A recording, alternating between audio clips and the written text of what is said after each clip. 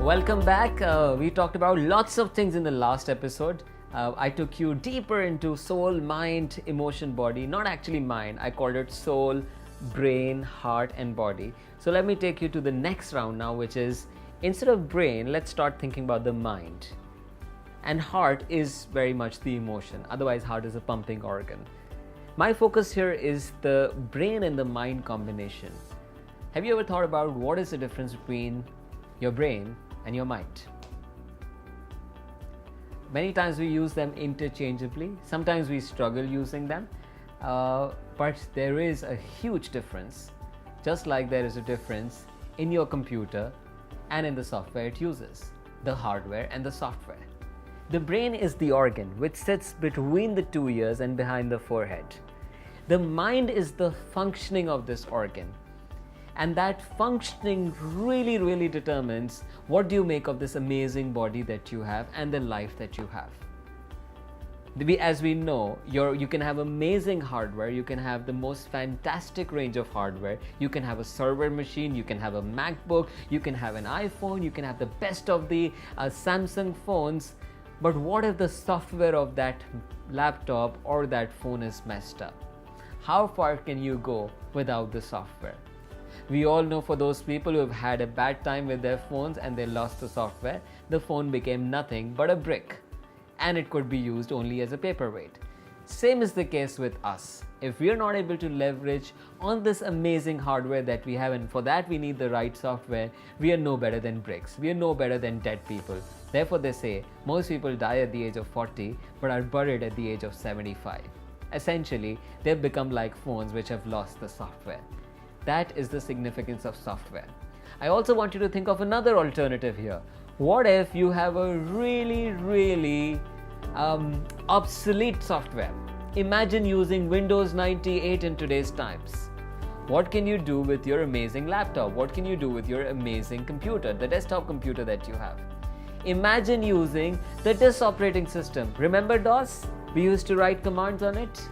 Try using it in today's times. What's the best that you can get out of the software? What's the best that you can get out of the hardware?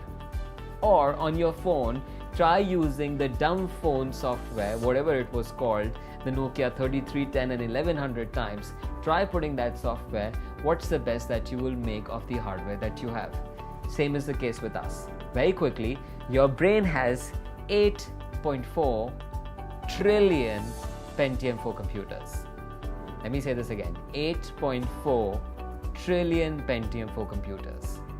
If you want to compare it with technology in the world, the 2012 research said that the entire world's technology combined, the laptops and the desktops and the mainframes, the spying equipment, the surveillance equipment, the scientific calculators, PDAs, dumb phones, smartphones, put all of them together, put all the equipments that can calculate, that have a bit of a computing power, put all of them together on one side, the entire world's technology, and put one human brain on the other side, and you could put an is equal to sign, which means in 2012 we had 6 billion and 1 people on the planet.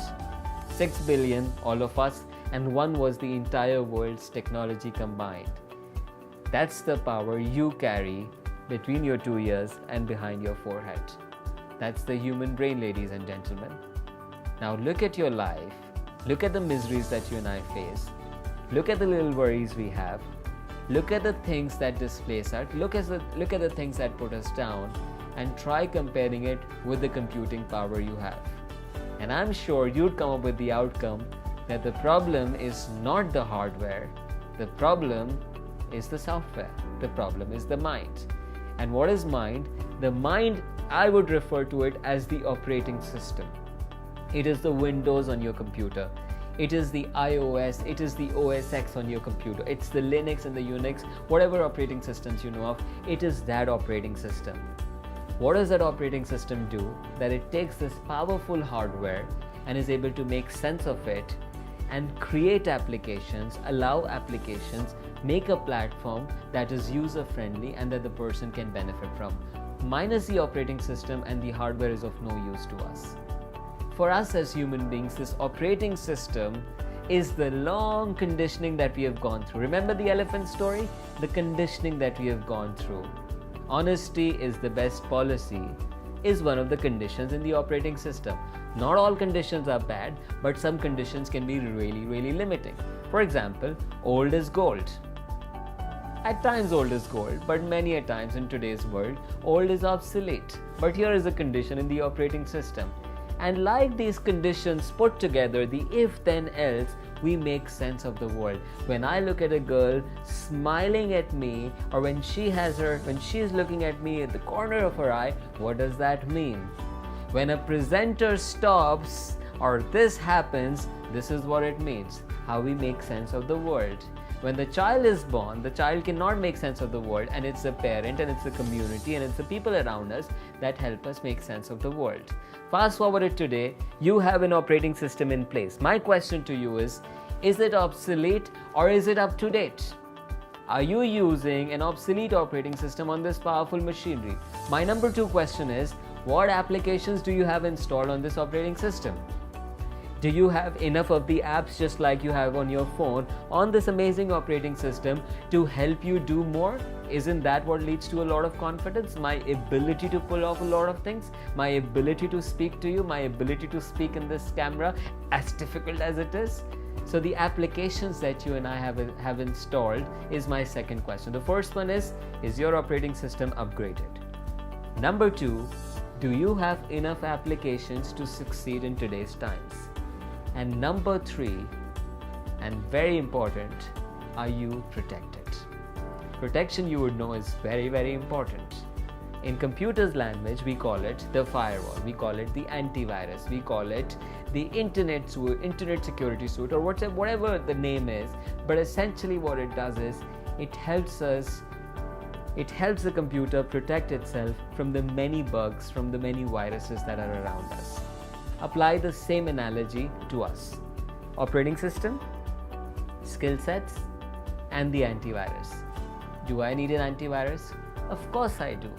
And especially when I'm talking about building confidence. When I'm talking about being the real me, I need to have an antivirus which tells me, Umair, I don't have to listen to everybody's opinion. Not everybody's opinion is my reality. People say something no matter what happens. If I start living my life by everything that everybody else says, I will not be the real me. It is okay to disagree. It is okay to say no to an occasion that you don't want to be part of. Isn't that all to do with confidence? So now that's the kind of antivirus we're talking about, and this antivirus will help you protect you from people, from situations, from instances that will put you down. Your operating system will help you make sense of the world, to look at all that is around you in a different way, to understand that each one of us nobody of us is perfect, and yet there is an awesome side in each one of us. Here is a command for your operating system. Try looking at the world that way. Isn't each one of us amazing in some way, and yet we have our imperfections? And the applications, ladies and gentlemen, will be small conversation about the kind of skills that will help you succeed. Because even if you have the greatest of the confidence, the confidence can get you on the floor, but your skills will get you through. The skills will guarantee success for you. So very quickly summarizing, the operating system, which is the platform, the skills, and the antivirus. The 3 things we'll talk about in the episode to come. Before I let you go, I have an assignment for you. And this assignment is about you answering a questionnaire for me. I have thrown a list of characteristics, and I want you to answer them for me in a very simple yes and no manner. Do you think you have what it takes? The question is not whether you're practicing it in your life or not. The question is whether you're able to do it or not. For example, I can forgive. Maybe I don't forgive, but I have it in me to forgive somebody else. Such is the list that you will answer. It is very, very profound, and I'll tell you what it means in the next episode. See you soon.